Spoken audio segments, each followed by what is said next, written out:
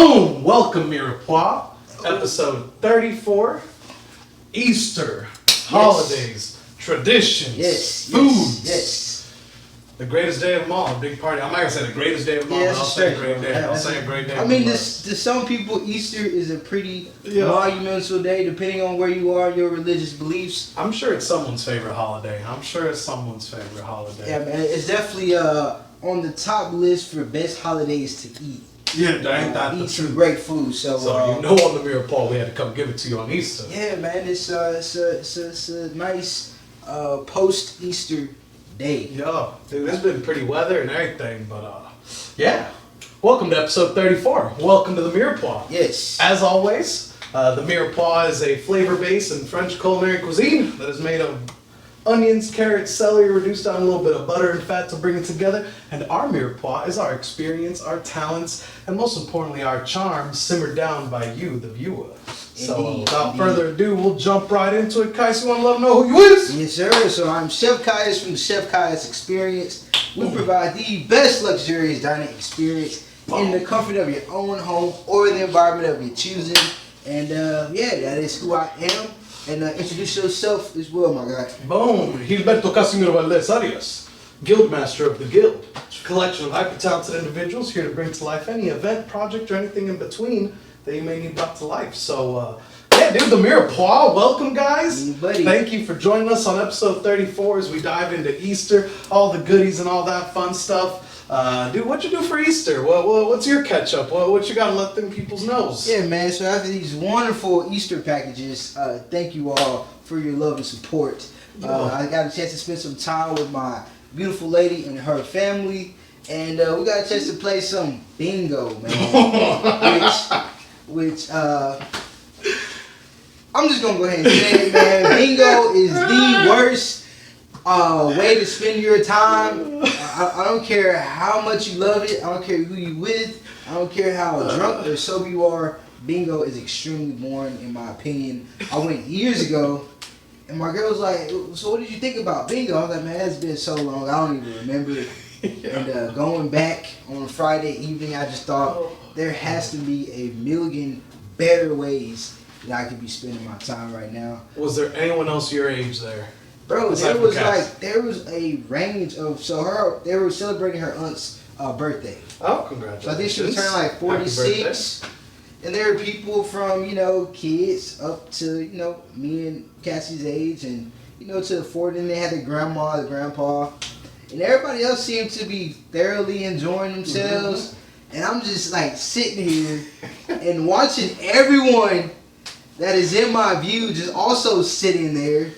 I'm like, bro, y'all keep you doing this at the house. Yeah, were y'all at least playing Loteria? No, bro. It was just literally what I'm saying, extremely boring. But the birthday lady enjoyed herself. That's all that matters. Yeah, as far as I know, the family enjoyed spending quality time. I just could not wrap my head around spending money to sit down. Because now they have these computers, bro. Oh. To where, as the DJ, the bingo DJ is calling out these numbers, it automatically fills in the space on the computer. So you ain't even playing anymore. You're just watching the screen, bro. There's no music. Like, I could not. Is that going to be one of our challenges? Are we going to make our own bingo and make it fun? I think we should do a culinary bingo, bro. I think that should be pretty dope. Now we're cooking. Yeah, culinary bingo. All right, we'll be stewing on that. And maybe somehow tied into a dish that we have to make, bro. Yeah.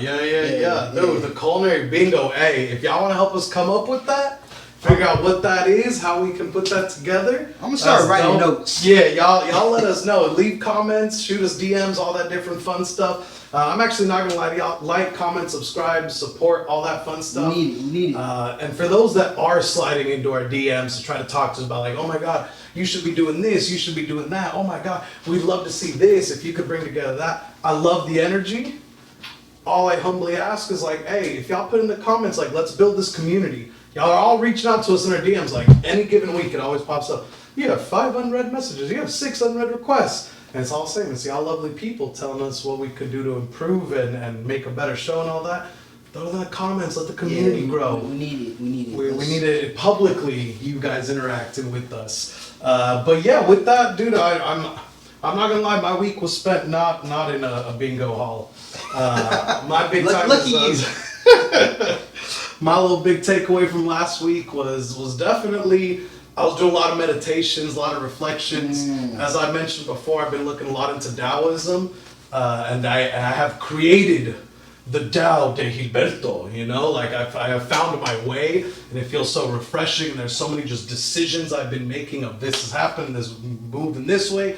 I'm like starting to write it down. Not to date or time this episode in any way, shape, or form, other than we already did with Easter. Hope everyone joins me. We should all go apply to Gilga. If you don't know what it is, you know, maybe it's just a Gil thing. But yeah, lots of cool different things that are be rattling this brain. A lot of meditations, a lot of reflections.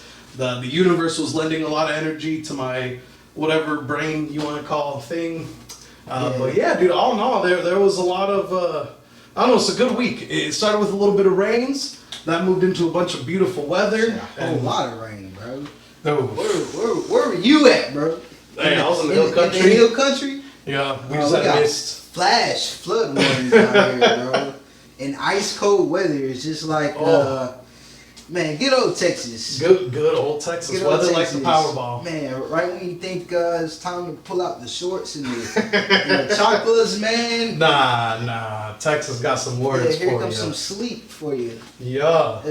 Well, dang. All right. Well, thanks everyone for joining us in. We're just gonna go ahead and start cutting away to the show now. Yeah, As buddy. always, like, comment, subscribe, show some love, show some support. Let us know what we got rolling for you. Yeah. And we'll see you soon. Bloop.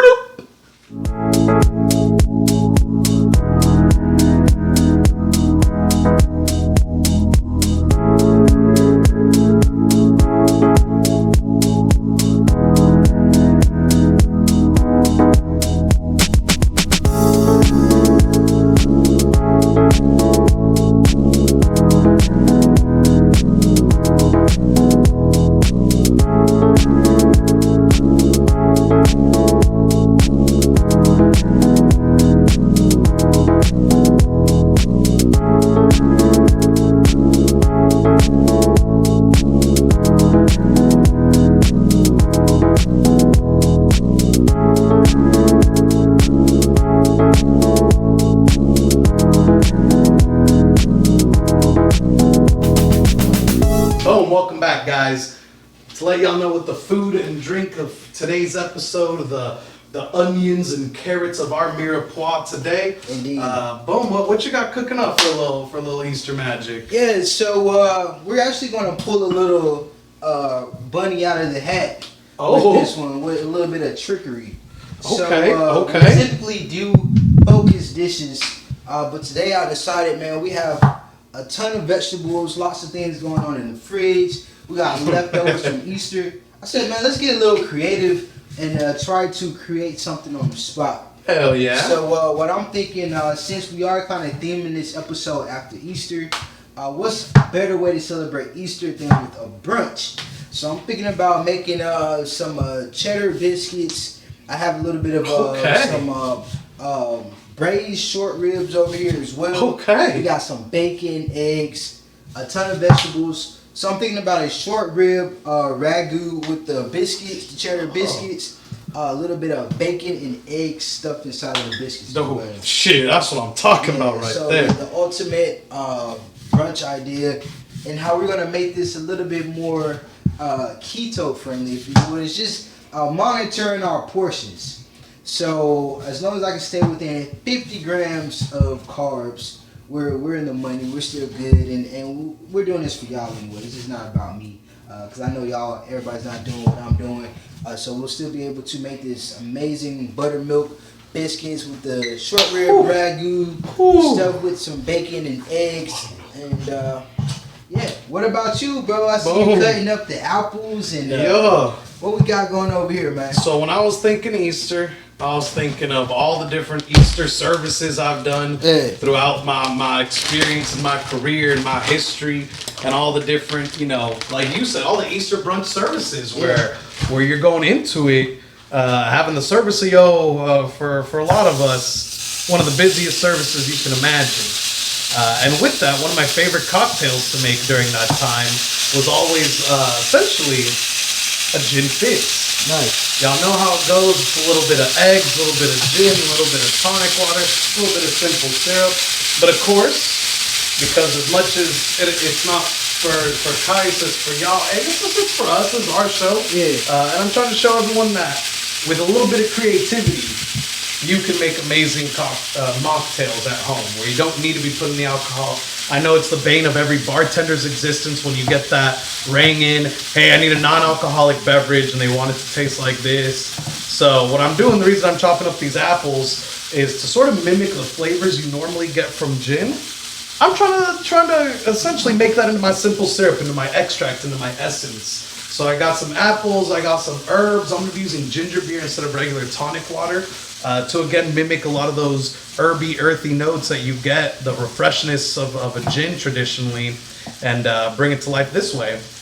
And that's why I'm chopping these apples up. I'm not gonna lie, if y'all don't got a pressure cooker at home, I wholeheartedly recommend it because I'm just chopping up the sugar, the water, the apples, the herbs, putting it all into the pressure cooker and letting that hit, letting that sit, and that's what's gonna make it for me. And then I'm just gonna toss it in the freezer to cool it down afterwards. But yeah, I mean, guys, what would Easter services look like for you in your world, man? I feel like it's the most haunting time of the year in some restaurants. Man, do I remember any crazy Easters? I think I've honestly just so happened to have been able to dodge Easters, but be back like for Mother's Day. Oh, dude, Mother's Day, that's a whole nother fucking... That's been my dog. But I had one restaurant that I worked for about 6 years, 7 years consecutively. And anybody that's in the restaurant industry, y'all know that the turnaround time is typically about 6 months to a year for most servers. So working at Yard House is we had 100+ beers on tap, kind of like a micro brewery type of restaurant, which is not necessarily a Easter Sunday type of restaurant. So hey, I mean, I'm gonna say this. We all need to do a little drinking on the holidays sometimes, especially cooped up with fam. well, yeah, because that's the end of pretty much Lent. So everyone's getting ready yeah, to... everybody's getting rid of all their commitments and ready to cut the rug. So, but I will say, there's another part of Easter. Growing up as a child in the church, my dad being a pastor, Easter Sundays, bro, were like insanely long. Yeah, It felt like, man. I used to sleep during Sunday service on Yeah, Easter. I mean, it felt like it started Friday, first off, for Good Friday, and then you're literally in service, it seems like, all the way up until Monday. The mom wants you to put on your best dress clothes, you know what I mean? For the entire week, not even just entire one day, week. just this family's coming over, we're going to go to the church for Yes. this event, we're going to go do this. Yes, bro. So now do this and now do that and make sure you get some of this. Yeah, no, whoa, dude. Hey, I always, it's funny because I always compare that stuff to like Spirit Week. I'm sure everyone's been to public school before, y'all know Spirit Week is the thing. For Easter and Catholicism, we got Semana Santo, where it's like, on Friday we're all gonna dress up like this, on Thursday we're gonna do some of this, alright, Tuesday we're gonna recreate this, and it's just a whole world of Spirit Week, to say the fucking least. Nice. But it definitely, I mean, I don't know, man. Look, y'all can hate me for saying this. Easter be kind of boring. The only excitement I get is the shift I'm working that day. But dude, that bacon be smelling good though. Man, bacon is, we keep bacon around here. Yeah. And you are what you eat. Yeah, I'm a piece of bacon. Yeah, a piece of pig, man. But yeah, I think no matter all the festivities that we had to deal with for Easter, though, man, the food was always a big part of it. And it's unique, man, because back at home, obviously being in Alabama, we did a lot of soul food. Yeah. We did mac and cheese, collard greens, honey baked ham, deviled eggs, whatever dishes my mom, aunties, cousins, and whatnot wanted to cook. But being in Texas, I feel like it's definitely more barbecue based. Oh, dude, barbecue is king around these parts. Yeah, so Ooh, shit, that's a controversial topic in and of itself. I know how you feel about Texas barbecue. I mean, I got a couple of ones that I'm like, okay, this is legit. But it just makes me think though, does Easter actually have its own food, or is Easter food based off the culture that's celebrating that holiday? Dude, now that's a damn good question, because I ain't gonna lie, I feel like, what do people eat on Easter? What did you eat for this past Easter? So I was with my girl and her family, and there had to be about 3 different types of Spanish rice, Yeah. 3 different types of potatoes, grilled or smoked leg quarters, smoked Ooh. sausage. Woo! I'm the only knucklehead that brought a salad and some vegetables, cause I'm like, yo, where is it? Hey, life's about balance. Yeah, Life's man, about I'm balance. And I had to ask ahead of time, because if no one's asking me to cook and I'm being invited, I don't want to, presume that Yeah. I need to bring something. 'Cause I don't want people to think that, oh, he's the chef, he's trying to show off. No, I want to enjoy what you are inviting me into. But there were inquiries about what is he bringing. I said, okay, what do y'all already have? There was not one vegetable on the menu, man. Beans, Good. rice, Good. potatoes, I got beans, greens, tomatoes, potatoes. no tomatoes, and You name it. yeah. So, but the food was excellent though, man. Thoroughly enjoyed it. But what about you, man? Is that pretty much the same thing that y'all typically eat? I mean, yes and no. It's still like, I'm not gonna say it's Texas barbecue food or anything like that. My family definitely tends to do a lot more of like barbacoa, big old feast of it, or like a giant fajita platter. Yeah. Like honestly, as stereotypical as this sounds, my family's Easter was, we go to church, it'd be a goddamn like 4 or 5 hour service. We'd hang out for damn near a whole nother hour talking to people that I don't know. It's like, oh my god, yeah, you made it out here to Easter service? Oh, it's the one time a year you come? Great. Went through a whole bunch of that. And then we would go to some like Pericos or just some random family corporate chain. That's why when you're talking about I don't really go to Yard House, I'm like, nah, but I've been to other corporate joints for Easter. Like, there's this whole thing that I always felt like, we cook for every other holiday, but Easter, it's about showing off we were religious on Easter. You know what I mean? Man. Like, Now we're gonna step on some toes here, because ain't that the truth, bro? right. Ain't that, what is it about Easter that makes people want to put on their best dress clothes? Oh. Does it have anything to do with knowing that the most amount of people that ever show up in church are going to show up on this day, and I want them to see me look the best? Yeah. I Like, could possibly I'm look, competing. man. I'm more Catholic than you are.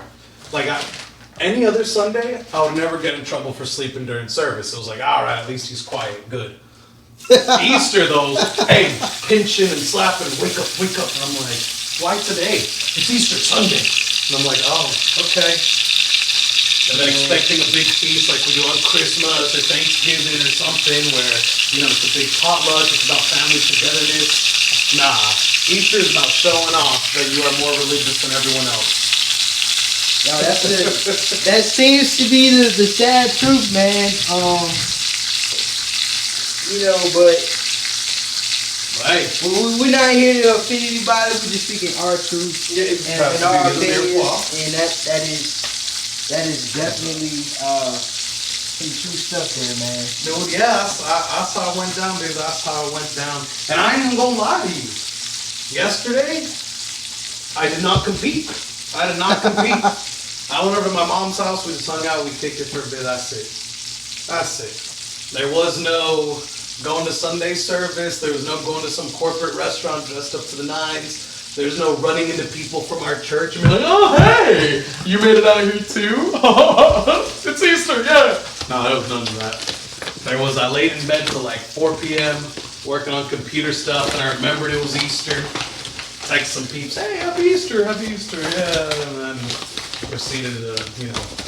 Now, even though y'all went to corporate restaurants, and I'm pretty sure this was before you had your taste of what real restaurants, high quality restaurants look like. What was your favorite restaurant to go to? Like, did you have a go-to pick? To this day, I'm sorry, if you are dragging me out to some chain restaurant, it better be some chain Tex-Mex joint that's got fajita platters. That was like Easter was. Give me the pound of barbacoa, give me the pound of chicken fajitas, give me the pound of beef fajitas, give me all the fixins, and everyone's gonna be passing around the table and pass me some of that, pass me some of this, and that's it.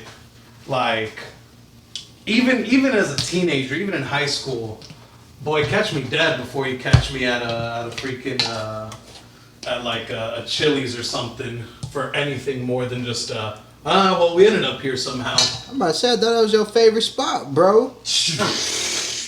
Now you lying to the good people. I ain't never, not once have I ever said Chili's was my joint. Although I did work at an Outback very briefly for a bit. Oh, man. Oh, no, I'm sorry. Texas, the one off Bend Air in 1604, Longhorn Steakhouse. Yeah. Their training program was... Was it like Olive Garden pretty extensive? It was like 2 weeks of training. Yep. It was being like intentionally tested through like... The manager will drop some trash on the floor when he's walking in front of you, and you have to be like, let me pick it up. Man. We monitor your eyes to make sure you're looking at the table and at the floor. I'm like, what do you mean you monitor my eyes? Now you said Longhorn or Longhorn. Yeah. So that's Darden. That's what? Darden restaurants. Oh yeah. So Darden's. I thought it was Target. Yeah. No, Darden is literally like my favorite corporate franchise company. I like their model of training, even though it was a little extensive. I'd rather be overtrained than undertrained. And honestly, I got my best work ethic from working at Olive Garden, even though I got fired. That's how intense it is, all right? Yeah. That's how intense it is. Well, actually, that's a long story. But any case, shout out to Darden, bro. Hitting the nail on the head with the training, though. That'll be a whole nother topic later, but like, there's I know quite a few places that have failed and died because their training was subpar and sub what it needed to be. But I see you doing mad sciencey over here. What you got rolling? You're making the dough? Yeah, we making some of these biscuits, man. You got any secrets, any tips to share with the fam? I sure do, bro. So this is the move right here. Took this off a little bit because it's getting a little hot. But first off, find you a good biscuit recipe if you don't have one of your own. I use Divas Can Cook. This sister is one of the best recipe makers that I know of, and I follow her quite a bit for things like baking, something that I don't do very often. So her biscuits are off the chain.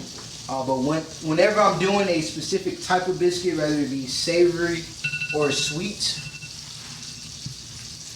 I like to add my own special touches. So now that we're doing a savory biscuit, I'm gonna add some garlic powder, a little bit of cheese, some Parmesan cheese, some Kobe Jack cheese, a little bit of extra salt, just things to just kind of elevate that biscuit just a little bit more than it was. So find your base recipe and then just kind of do your own thug thizzle. That's pretty much what we do all the time anyways. It's just, dude, I ain't gonna lie, that's the key, which is dude, a lot of my imposter syndrome comes from that, from just, oh my god, this is so good, how'd you make it? I'm like, I found someone's recipe and then I just tweaked it to make it mine.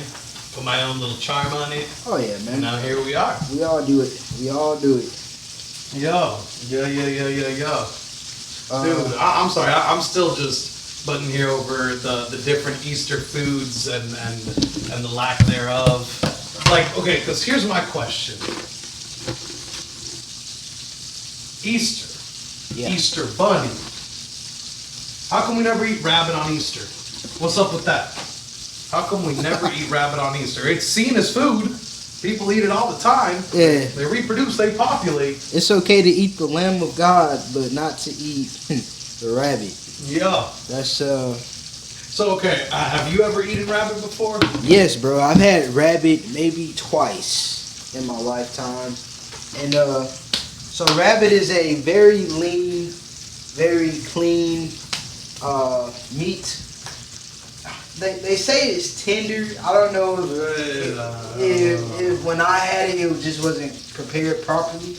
I didn't cook it myself, but that joker was tougher than the son of a. You know Yeah, what I mean? no, I'm about to say, that's how I know rabbit. The times I've tried it, it's like, I'm not gonna say it was gamey. It didn't have a lot of those like earthy. It wasn't jerky. But I mean, I don't know rabbit stew. So how were the ways you had rabbit? Did you have a rabbit stew? Did you have? Yeah, it was stewed, and the key to stewing is to stew long enough. You know, like you can't like stew for 30 minutes or an hour. Like stewing needs to be low and slow and let things break down. So maybe that's what it was. Yeah, it was. I mean, where'd you have it at? Was My uncle cooked it, man. It Oh, it was a family I'm member sorry to ask who decided to introduce me to rabbit. He did a stewed rabbit in a Dijon cream sauce. Okay. Okay. Which sounds better than how it tasted. It was not good. Okay. Shout out to Unc. Yeah, or don't shout out. All right. So how about the second time you had rabbit? I can't Was that remember one this. better? I think he actually made it again the second time. Oh, okay. Okay. But my favorite restaurant in San Antonio is Mon Chou Chou, which is a French brasserie. They have rabbit on the menu, and I do have to try that rabbit out, man. Yeah, dude, I was gonna say the only time I've ever had rabbit was at some super upscale restaurant where I'm sitting there thinking about like, how the hell is this rabbit dish almost $45? And I'm sitting there just like trying to contemplate and trying to think, and like the main reason I ordered it was my first time ever having it was because I personally believe it is my job on this earth to eat every animal at least once. Yeah. But it was also the only non-shellfish. It was at Ola May in Austin, where it's like, haha, we have a rotating menu that only ever features 3 entrees. And for their entree, it was some shrimp dish, some lobster dish, and a rabbit dish. So I got the rabbit, and like I said, I mean, don't get me wrong, it was good. I'm pretty sure they sous vide it, probably threw it in a plancha, you know, a little flat top or something, put a little sauce with it. That sounds good. Yeah, it was good. It was good. And like you said, it was definitely healthy. It felt clean. It felt like chicken, but like not, if that makes any sense. Probably not. Yes, that's exactly what it tastes like. But it was like I said, I was trying to figure out why is it so bougie? Why is it so rich? And if that's the case, because I know these things be populating, how come we ain't eating them on Easter? How is that not the Easter meal? Getting some eggs and rabbit and like, dude. I think it's because they're too fast, bro. They're just too fast. I played the Oregon Trail. Because rabbit is mostly eaten in like Europe, Asia, and you know, you think about at least Asia. I feel like it's a very productive continent, if you would, man. They're really good at math tests. Yeah, I feel you. And then you got the Europeans who playing soccer. Those guys love to run. Yeah. Us Americans, you notice the type of things that we're eating, the things that we can overproduce, and kind of trap them. Hey, you think they can farm a rabbit? Like, is that a farm? Because okay, the whole joke about rabbits is that they repopulate like mad. What if I did just get a few rabbits, start a little rabbit farm, and have that be my week's rations of foodstuffs? Is it farmable? Is it like, hey, farmed rabbit ain't good for you, or? I mean, it's definitely farmable, but even then, how does that look like? Like, do you still have to chase the rabbit down, or do you just kind of blow them all up just to just to make sure? Have them set up little traps in your own farm. Dude, imagine too having your kids get all attached to them. Yeah, like, man. Imagine if you had a little farm, you had your little bunnies going on there, and then Easter's coming along, and you're just like, all right, Delaney, time to get some rabbit. Go catch me one. Bring your favorite. Nah, that's Dude, on the F word, that's what Gordon Ramsay did. I saw that, man. I think he did it with the turkey, right, or something. It was either turkey or goat. One of the two. He made his his family raised one of them, and then boom, butchered it and ate it, and taught them their lesson of like, hey, respect your food. You know what I mean? Yeah, somehow in America that's considered inhumane. That's barbaric as shit. But we eat everything else. Yeah, I was about to say, I don't care how cute that rabbit is, I'm gonna eat it. Pause. Wow. Okay. Oh. And it was the second time.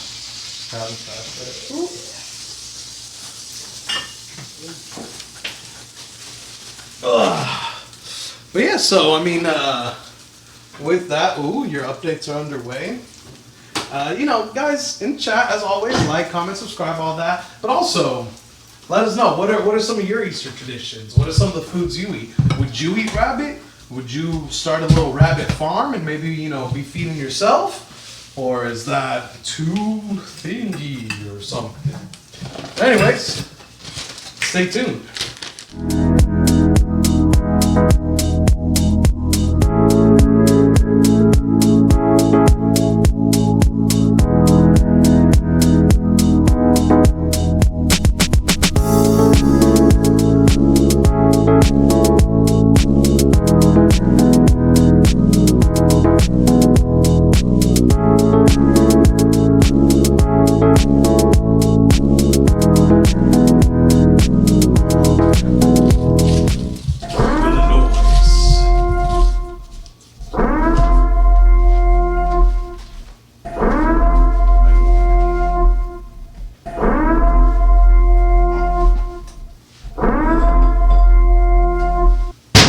Welcome back, Mirepoix. Hey, buddy. Moving towards a new little segment that we're gonna call Stir in the Pot.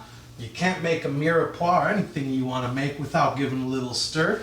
And here in our industry, you can't make a splash without giving a little stir. So we got some controversial things that, we're gonna shine our little Mirepoix truth on.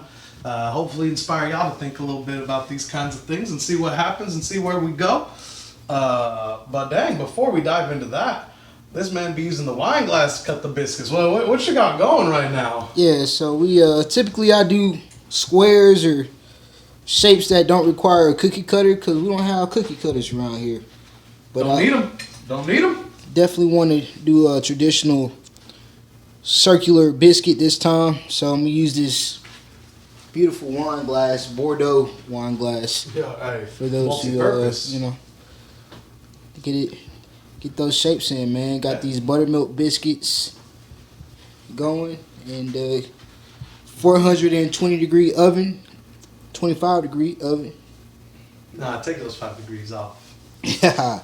But, If you know, you know. dude, the creativity, that's the most important part. You gotta be creative to be a chef, and that sometimes includes getting creative with your tools, Yeah, how you buddy. get the job done. Because I ain't gonna lie, those are coming out perfect little circles. Yes, sir. Can't wait to show them on camera for y'all to see them after they're all cooked up and delicious.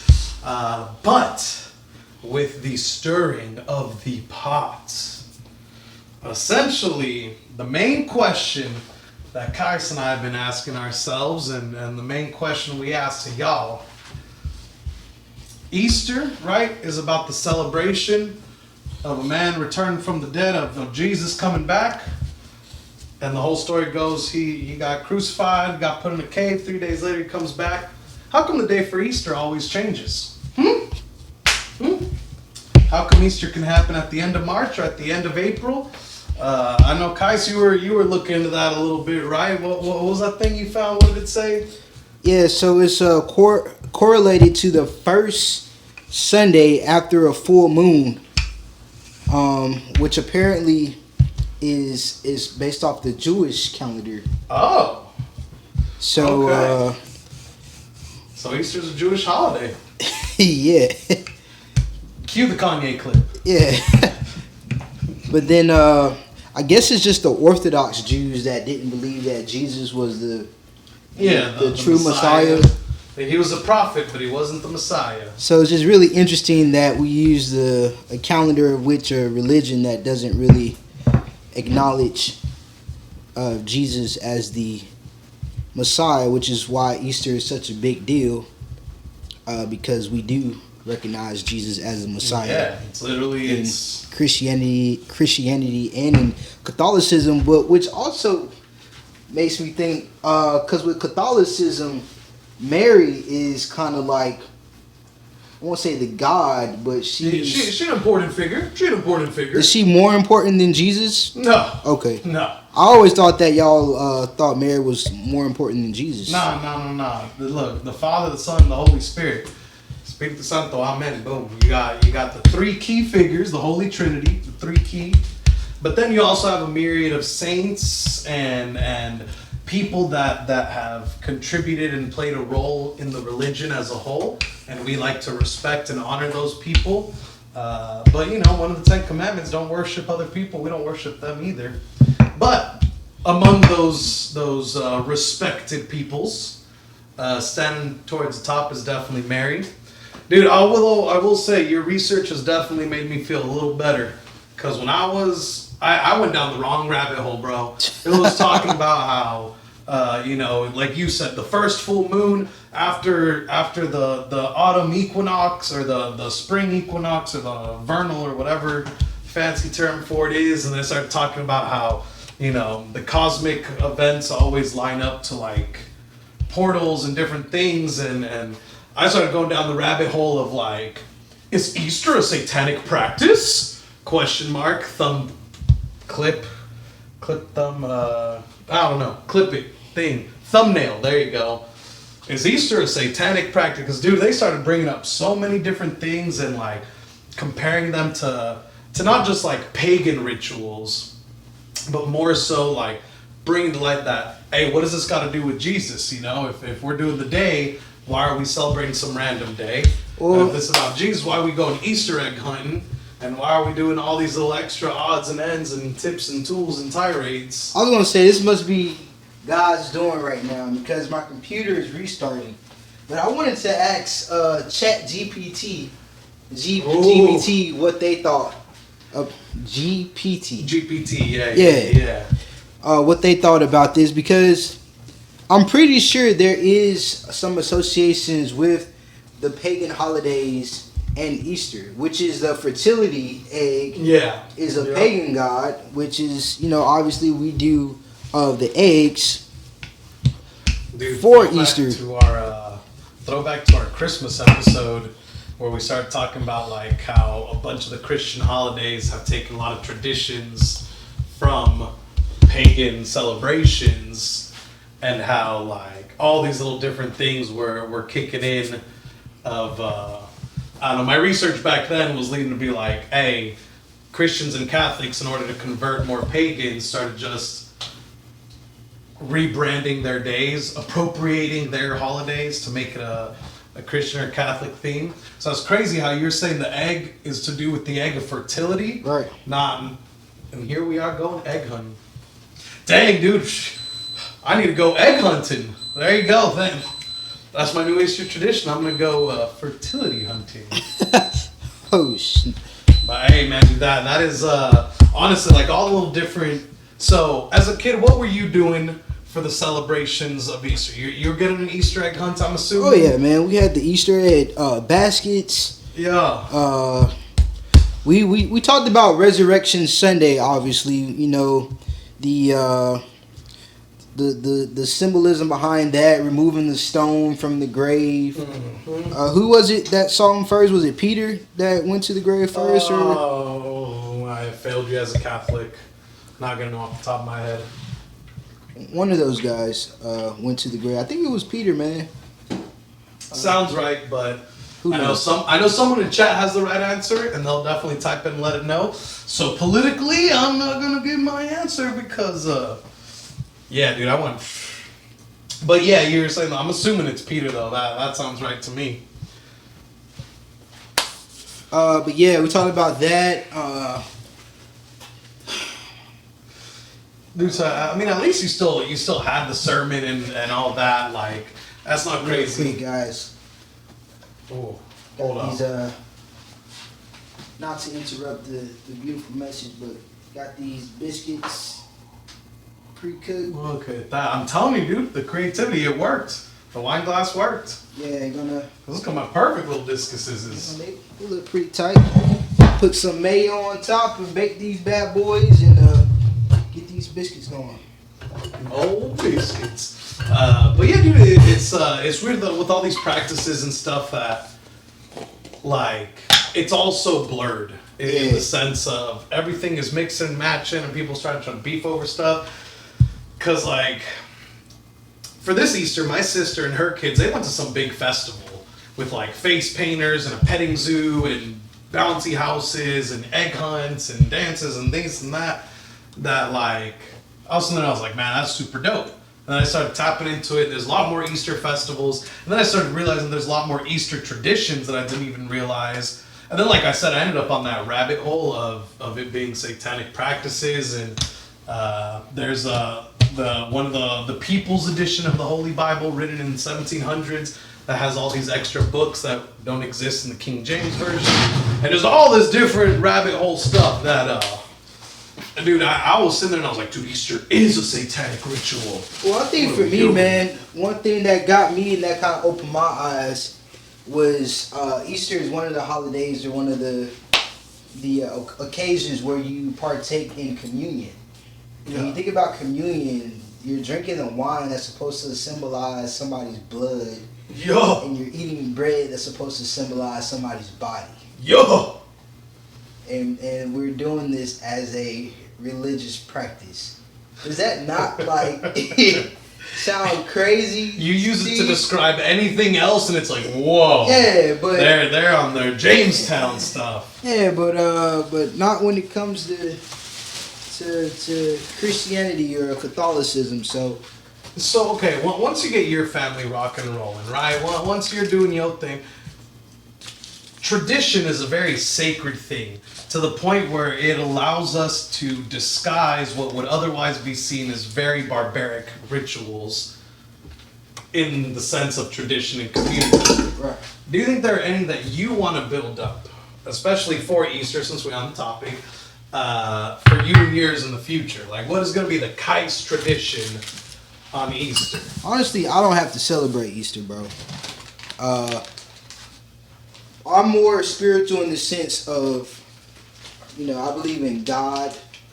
I believe that Jesus played a very important role, but I'm more kind of focused on the God within. Yeah, the personal connection. Yeah, and that's kind of where I reside in that. Christmas, Easter are not holidays that I have to celebrate. By any means necessary. Yeah. But being in a relationship with somebody that does have to celebrate these holidays, I'm sure there'll have to be some type of compromise. I'm all cool with kids having fun, but I'll keep it real. I'm not educated enough on the matter to be able to argue why I'm so against it, but it's just something about it. Feels weird. That just doesn't feel take like, your soul well. Yeah, it's not. I'm not tip about the bunny and the running after eggs and. Dude, there was God, I can't even remember how many years ago at this point, but when I was working at Peggy's, for Easter, because I was like big dog on campus, I didn't have to have a section. Instead, I got to wear the Easter bunny suit. And that was, at first I was like, oh, that's cool, guys, thanks. I don't have to deal with the madness that is Easter. But, bro, I was stuck in that suit in the sun on our patio taking pictures with snotty little kids and, like, having to take a break. If y'all look me up on Facebook, I think it's still my profile picture, because I'm wearing the bunny hat and then I have my serving uniform underneath. Nice. So it was super hot, bro. It was sweaty. It was gross. It was awful. I almost passed out a few times. I'd be like, water. All right, Easter Bunny's taking a break. Yeah, man. But dude, I looked like a serial killer, bro. Like when I was, the picture of me full suit, I was like, nah, this is serial killer vibes. And the picture of me just the helmet on, even more like, yo, this does not. Yeah, this is. How are there so many kids excited by this type of? Yeah. So I don't know. I think for my Easter practices moving forward, just because I don't need very much of a big excuse to party and to have a reason to celebrate or anything like that. A wabbit hunt. I think that's what I'll be doing moving forward. Is, hey, gather up the kids, Now, we ain't after these eggs, all right? You can have the eggs later. We going after the wabbit. Teach them how to use bows and rifles and stuff. Now that I can get jiggy with, bro. Dude, hey, the Easter hunt, bro. Do you have a recipe in mind or a way that you want to experiment cooking rabbit? Hey, we'll put that on the culinary bingo. Because I just know I want to eat more wabbit. Because honestly, this might be a little too much into my broken up brain cells. But I really do want to get a little farmland, be growing my own food, taking a lot more responsibility over my own consumption through that regard. And I'm going to have some chickens, but I do not know how to be a cattle farmer. Taking care of a whole herd of cows sounds like a whole lot of work, sounds like a lot of scary work, sounds like a huge investment. But I feel like, I just get 20 bunnies, leave them to do their thing. Every few weeks I can check in. I'm sure they're going to be up to 30 of them. Every few months, boom, time to start harvesting. I feel like I can get a little wabbit farm going. Yeah, I really would love to see what that looks like. Are they caged free? Dude, I mean, they free roaming. There was a video I saw once, and it was what a difference in mindset can make. And it was this woman whose daughter was obsessed with rabbits. So she bought her a pet rabbit, and they would leave it outside, let it hang out, let it do its thing, and the coyote ate it. So then she goes and gets another rabbit, and she's complaining to this other farmer, man, what do y'all do? This coyote keeps eating my freaking rabbit. And the other farmer asks her, well, how many rabbits have you gone through? She's like, man, I've already gone through almost 10. The farmer looks at her and goes, man, at this point, I think you're just feeding a coyote a rabbit every week. So I'm sure there'll be a little bit of loss. But yeah, I'll figure it out. Let me know how it looks. And on that note, it looks like we're getting kind of the finishing touches rolling. I'm about to straighten out my little apple to put together my drink. I see Kai's chopping up all the goodies he's about to finish up and saute up. Shall we cut away to us eating some good food? Oh, we got a few more steps in here, buddy. What do you got going on? Oh, literally all I'm doing is straightening up these apples, adding in a little egg white. We gotta see that assembly too, bro. We gotta get some footage of the drink being made, brother. Shakes in order. Shake it left and right. Alright, so I guess this will be a very fun little cutaway, as I'm going to try to cut away to the building of the drink, cutting away to the action happening here on our grill, on our flat top, on our stove top, whatever the right word is for it. And then we'll see how that plays out. We'll see how that looks. And Mirepoix, stay tuned. You buddy. Action coming your way.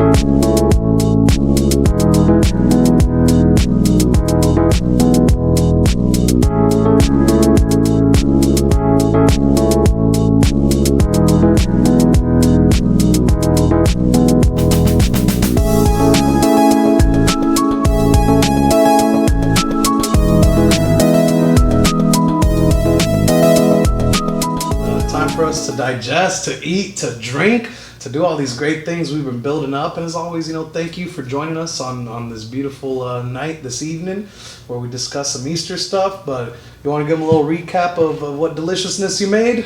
Yeah, so we got some Easter leftovers. Did some braised short ribs yesterday. So in light of that, Easter is also great for brunch. So we did some Parmesan cheddar biscuits with a poached egg, short rib ragu, and some Applewood smoked bacon.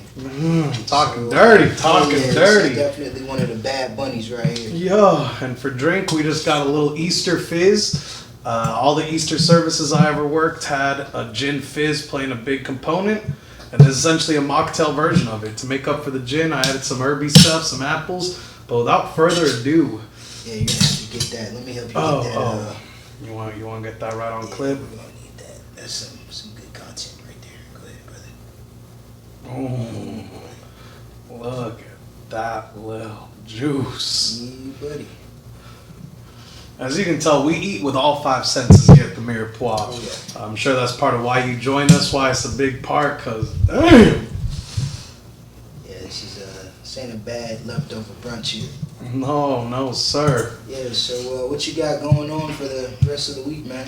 Dude, so for this week, for me personally, I'm going to try to make some time to mess around and finally get that little garden up and running. Nothing like herbs or peppers or anything like that. I want to just start with wildflowers, see how I can start incorporating, the local stuff a little bit more, the stuff that's readily available, and then dive into the stuff that probably is going to take a little bit more of a green thumb to get into. What you got rolling on? What you working on this week? Get in there real quick, bro. Oh, man. Man. So I gotta pause for a second. Dude. That is... Woo! I love the Mirepoix. I got a couple of one-on-one meetings, some potential clients, sealing the deal on a few contracts that we worked on last week. And yeah, man, just keep on moving on, bringing things to life. And, one foot after the other. The Mirepoix, no different. We definitely started this as sort of like a background project to give you, the viewers, a little insight into how we work, a little bit more interaction with each other, give you a place to talk to us, to comment to us. We will be hitting our live at the end of this month, the last Monday. So definitely, if you've been sitting on any questions, you're burning on anything, make sure to join us then. This Wednesday, we're working on putting together some other cool content, so a little later this week. So keep your eyes peeled. We're doing some cool stuff. Planning our little trip to the Tastemaker Awards. All sorts of different fun stuff that we're going to be working on this coming week, and different things to come. And as always, thank you for simmering us down. Thank you for being a part of us. Thank you for everything that y'all provide us. Life, inspiration, love, support. Mom, I'm going to keep my thoughts straight. This food is so good. Yeah, we're going to dig into this. Yeah, thank y'all for tuning in. Episode 34 of the Mirepoix. We'll see you guys next week. Dude, no.